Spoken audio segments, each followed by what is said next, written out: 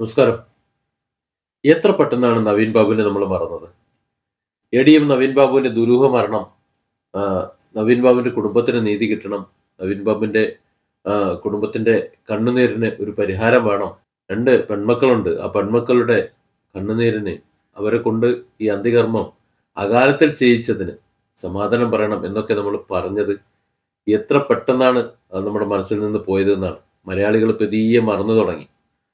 എന്നാൽ ചില ഇടങ്ങളിലെങ്കിലും ചോദ്യങ്ങൾ വരുന്നുണ്ട്. പലയിടങ്ങളിലും ചോദ്യങ്ങൾ വരുന്നുണ്ട്. എന്താണ് എന്താണ് ഇപ്പോഴത്തെ അവസ്ഥ? അതിന്റെ അന്വേഷണം എവിടെ വരെയായി? പോലീസ് അന്വേഷണം നടക്കുന്നുണ്ടോ? മറ്റു കാര്യങ്ങളൊക്കെ ഉണ്ടോ എന്നൊക്കെ നടക്കുന്നുണ്ട്. പക്ഷെ മലയാളികൾ വിശ്വസിക്കുന്നത് ഇതൊരു കൊലപാതകമാണ് എന്ന് തന്നെയാണ്. നവീൻ ബാബു ആത്മഹത്യ ചെയ്തതാണ് എന്ന് ചിന്തിക്കുന്ന ആൾക്കാർ വളരെ കുറവാണ്. കുറഞ്ഞു കുറഞ്ഞു വരാൻ അതിന് കാരണമുണ്ട്. കൊലപാതകത്തിലേക്ക് നയിക്കുന്ന അല്ലെങ്കിൽ അതിങ്ങനെ സൂചന തരുന്ന ഒരുപാട് കാര്യങ്ങൾ അതിനുശേഷം പുറത്തു വരികയുണ്ടായി. പോലീസിന്റെ അന്വേഷണത്തിന്റെ പോക്കും ഒക്കെ അത്തരത്തിൽ സംശയം ജനിപ്പിക്കുകയുണ്ടായി. അതുകൊണ്ടാണ് നവീൻ ബാബുവിന്റെ കുടുംബം CBI അന്വേഷണം ആവശ്യപ്പെട്ടുകൊണ്ട് ഹൈക്കോടതിയിലേക്ക് പോയത്. എന്നാൽ CBI അന്വേഷണം ആവശ്യമില്ല എന്ന് ഹൈക്കോടതിയെ തെറ്റിദ്ധരിപ്പിക്കാനും ശരിയായ അന്വേഷണം നടക്കുന്നുണ്ട് എന്നൊക്കെ തെറ്റിദ്ധരിപ്പിക്കാനും സർക്കാരിനും ഇവിടുത്തെ പാർട്ടിക്കും കഴിഞ്ഞു എന്നുള്ളതാണ് സത്യം. അതിനും കാരണമുണ്ട്.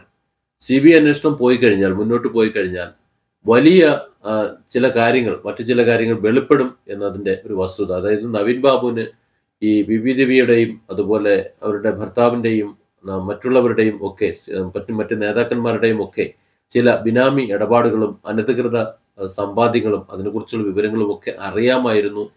അതുകൊണ്ട് അത്തരം വിവരങ്ങൾ അറിയാവുന്ന നവീൻ ബാബു കണ്ണൂരിൽ നിന്ന് പത്തനംതിട്ടയിലേക്ക് പോയി കഴിഞ്ഞാൽ സ്വാഭാവികമായും അദ്ദേഹം അത് പുറത്തു പറഞ്ഞാൽ ഇവരുടെയൊക്കെ കാര്യം അധോഗതിയാകും എന്ന് മനസ്സിലാക്കിക്കൊണ്ട് നവീൻ ബാബു ഒരു അപകടമാണ് എന്ന് മനസ്സിലാക്കിക്കൊണ്ട് ആസൂത്രിതമായി ഉണ്ടാക്കിയ ഒരു നാടകമായിരുന്നു ആ യാത്രയപ്പ് ചടങ്ങെന്നും അതിൽ മനഃപൂർവ്വം അദ്ദേഹത്തെ ആത്മഹത്യ ചെയ്യാൻ പ്രേരിപ്പിച്ചു അല്ലെങ്കിൽ ആത്മഹത്യ ചെയ്തു എന്ന വിധത്തിൽ, മനോവിഷമത്തിൽ ആത്മഹത്യ ചെയ്തു എന്ന വിധത്തിൽ ഒരു അവഹേളനം നടന്നതാണ് എന്നും അതിനെ തുടർന്ന് നടന്നിട്ടുള്ള ഒരു കൊലപാതകമായിരുന്നു നവീൻ ബാബുവിന്റെ മരണമെന്നും ഇന്ന് വെളിപ്പെടുകയാണ്.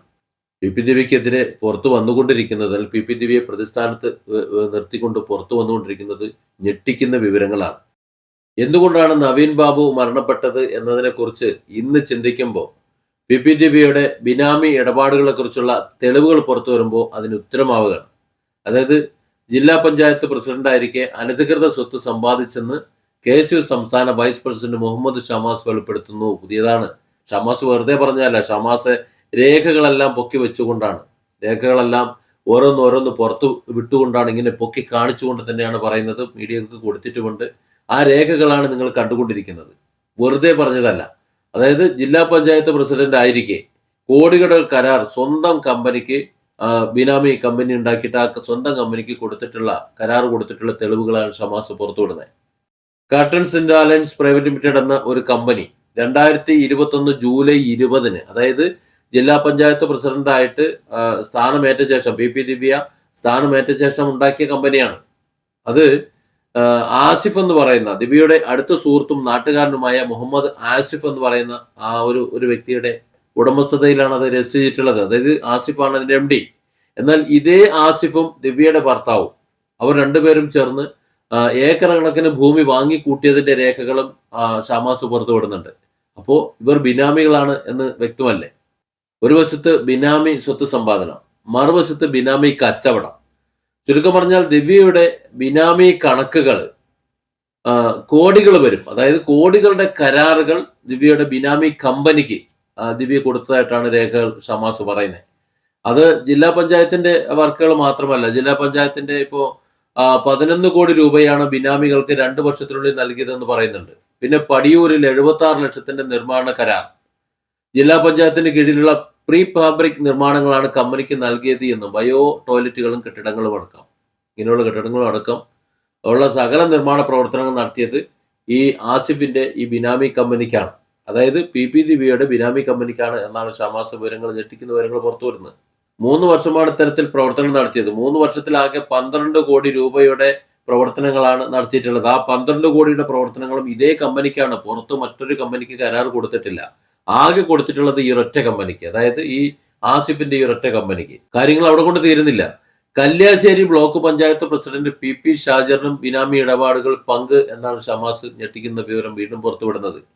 അതായത് ഇവിടെ CPM നേതാക്കൾക്ക്, CPMന്റെ പ്രാദേശിക നേതാക്കൾക്കടക്കം എല്ലാവർക്കും ബിനാമി ഇടപാടുകളുണ്ട്, സാമ്പത്തിക ഇടപാടുകളുണ്ട്.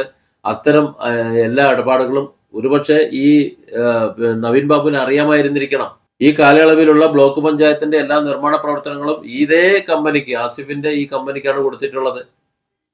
അപ്പോൾ എല്ലാ പ്രവർത്തനങ്ങളും ഈ ബിനാമി കമ്പനിക്ക്, എല്ലാ പണവും ഈ ബിനാമി കമ്പനിയിലേക്ക്, എല്ലാ സമ്പദ്യവും ഈ ബിനാമി കമ്പനി മുതലാളിയും ദിവ്യയുടെ ഭർത്താവുമായിട്ടുള്ള അവർ രണ്ടുപേരുടെയും പേരിലേക്ക് ഇതിങ്ങനെ പോകുമ്പോൾ ഈ അനധികൃത സ്വത്ത് സമ്പാദ്യവും ഈ അനധികൃത മറ്റു ഇടപാടുകളും ഒക്കെ ഉണ്ട് എന്ന കാര്യം സ്ഥിരീകരിക്കല്ലേ. ആ രേഖകളാണല്ലോ നമ്മൾ ഈ കാണുന്നത്. അപ്പോൾ അത്തരം കാര്യങ്ങൾ പുറത്തു വരുമ്പോൾ അതിനെക്കുറിച്ചുള്ള വ്യക്തമായ രേഖകൾ നവീൻ ബാബുവിന് അറിയാമായിരിക്കെ അദ്ദേഹത്തെ ജീവനോടെ ഇരിക്കാൻ സമ്മതിക്കും? അത്തരം രേഖകൾ ഉണ്ട് എന്നും അത്തരത്തിൽ സ്വത്ത് സമ്പാദ്യം ഉണ്ട് എന്നും അറിയാവുന്ന സർക്കാർ CBI അന്വേഷണം വരാൻ സമ്മതിക്കുമോ? അത്തരത്തിലൊരു അന്വേഷണം വന്നാൽ PPTVയോ അല്ലെങ്കിൽ അവിടെയുള്ള ബിനാമി ഇടപാടുകാരോ മറ്റാരെങ്കിലും മാത്രമായിരിക്കുമോ കുടുങ്ങുന്നത്? CPMന്റെ അങ്ങ് തിരുവനന്തപുരത്ത് AKG ഭവനിലുള്ള പല നേതാക്കളും ഒരുപക്ഷെ കുടുങ്ങില്ലേ? അവർക്കൊക്കെ ഇതിന്റെ വിഹിതം എത്തിയിട്ടുണ്ടാവില്ലേ? അപ്പോൾ സ്വാഭാവികമായും ഇവിടെ CBI അന്വേഷണം വരാതിരിക്കേണ്ടത് ആരുടെ ആവശ്യമാണ്? PPTVയുടെ മാത്രം ആവശ്യമാണ്. അപ്പൊ എന്തുകൊണ്ടാണ് PPTVയെ പാർട്ടി സംരക്ഷിക്കുന്നത് എന്ന് ചോദിച്ചു കഴിഞ്ഞാൽ അതിന്റെ ഉത്തരമാണ് ഇങ്ങനെ നമുക്ക് പറയേണ്ടി വരുന്നത്. ഇതാണ് KSUവിന്റെ സംസ്ഥാന വൈസ് പ്രസിഡന്റ് ആയിട്ടുള്ള മുഹമ്മദ് ഷമ്മാസ് വലിച്ചുവാരി പുറത്തിടുന്നത്. അദ്ദേഹം വെറുതെ പറഞ്ഞതല്ല, രേഖകളുടെ അടിസ്ഥാനത്തിൽ സംസാരിക്കുന്നത്. ഇതിനൊക്കെ എന്ത് മറുപടിയാണ് പറയുന്നത് എന്നറിയില്ല. പാർട്ടി ഒരുപക്ഷെ അതിനും ക്യാപ്സുകൾ ഇറക്കുമായിരിക്കും, അല്ലെങ്കിൽ സൈബർ സഖാക്കളെ വെച്ചുകൊണ്ട് ഇത് പുറത്തുവിടുന്ന മീഡിയകളെ ഒതുക്കുമായിരിക്കും. ഇതിൽ നിന്നൊക്കെ നമ്മൾ മനസ്സിലാക്കേണ്ടത്, അവിടെ നവീൻ ബാബുവിന്റെ മരണവുമായി ബന്ധപ്പെട്ട് അന്വേഷണം പോലീസ് നടത്തുമ്പോൾ ആ പോലീസ് CCTV ദൃശ്യങ്ങൾ എടുത്തിട്ടില്ല എന്ന് പറയുന്ന പ്രദേശങ്ങളാണ്. നവീൻ ബാബുവിന്റെ ക്വാർട്ടേഴ്സ്, അതിന്റെ പരിസരം, അതിന്റെ CCTV ദൃശ്യങ്ങളില്ല. അദ്ദേഹം പോകാൻ സാധ്യതയുള്ള പ്രദേശത്തെ ദൃശ്യങ്ങളില്ല.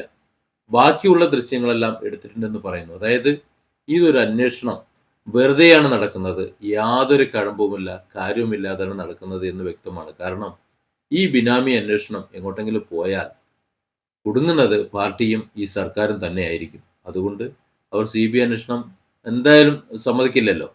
നമ്മളൊരൊറ്റ കാര്യം മനസ്സിലാക്കിയാൽ മതി, നവീൻ ബാബുവിന്റെ മരണം ഒരു ആസൂത്രിത കൊലപാതകമാണ്.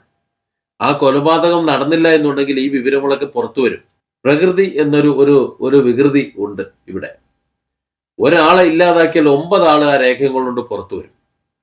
നവീൻ ബാബു അദ്ദേഹത്തിന്റെ അധികാര പരിധിയിൽ നിന്നുകൊണ്ട് ആ വിവരങ്ങൾ പുറത്തുവിടുമെന്ന് PPTVയും അല്ലെങ്കിൽ പരിവാരങ്ങളും മറ്റുള്ളവരും ഭയപ്പെട്ടിട്ടുണ്ടെങ്കിൽ, ഇവിടെ മുഹമ്മദ് ഷമ്മാസ് എന്ന ഒരു വ്യക്തിയുടെ പേരിൽ ആ തെളിവുകൾ പുറത്തേക്ക് വരികയാണ്. രേഖകളാണ് ഇവിടെ സംസാരിക്കുന്നത്. ആ രേഖകൾ സംസാരിക്കുമ്പോൾ എത്ര തന്നെ മറച്ചു വെച്ചാലും, ഏതൊക്കെ രീതിയിൽ അതിനെ മറച്ചു പിടിക്കാൻ ശ്രമിച്ചാലും സത്യം മറന്നേക്ക് പുറത്തു വരും എന്നതിന്റെ തെളിവാണത്. നവീൻ ബാബുവിന് നീതി ലഭിക്കും. നവീൻ ബാബുവിന് ഇവിടുത്തെ നിയമ സംവിധാനങ്ങളും നീതി സംവിധാനങ്ങളും നീതി കൊടുക്കാൻ തയ്യാറായിട്ടില്ല എന്നുണ്ടെങ്കിൽ പ്രകൃതി തന്നെ ആ നീതി നടപ്പിലാക്കാൻ മുന്നോട്ട് വരും. പക്ഷെ അത്തരത്തിൽ ഒരു നീതി നടപ്പിലാക്കാൻ പ്രകൃതി മുന്നോട്ട് വന്നു കഴിഞ്ഞാൽ അത് താങ്ങാനുള്ള ശേഷി ഇവിടുത്തെ CPM നേതാക്കൾക്കോ മറ്റുള്ളവർക്കോ PPTVക്കോ ഉണ്ടാവുകയില്ല എന്നതാണ് നമ്മൾ ചിന്തിക്കേണ്ടത്. Different angles. Don't forget to subscribe and support this channel.